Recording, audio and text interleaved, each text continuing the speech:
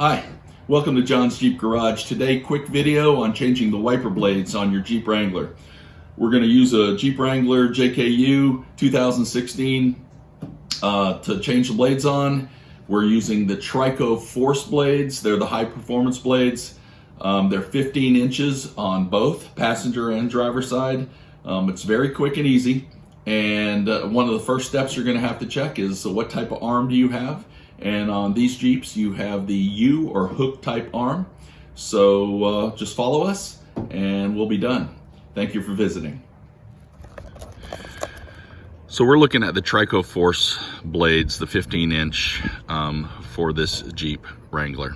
The if you open it up, you'll see that the adapter is separate, and you will not need this adapter for your JKU Jeep.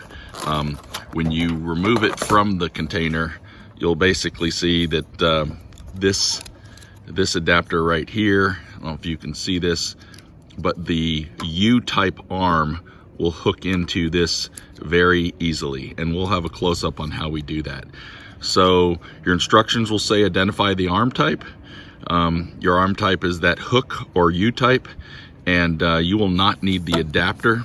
That is, the instructions also say that on the Trico it's pre-attached.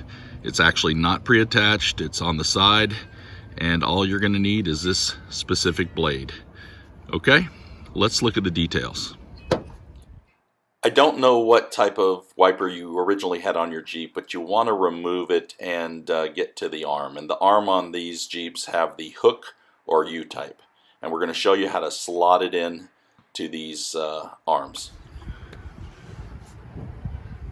This is the arm, which I call a hook or U-type. So I just bring it in like this.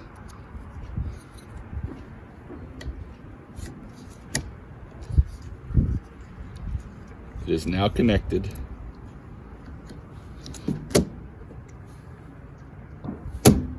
You see, that was it.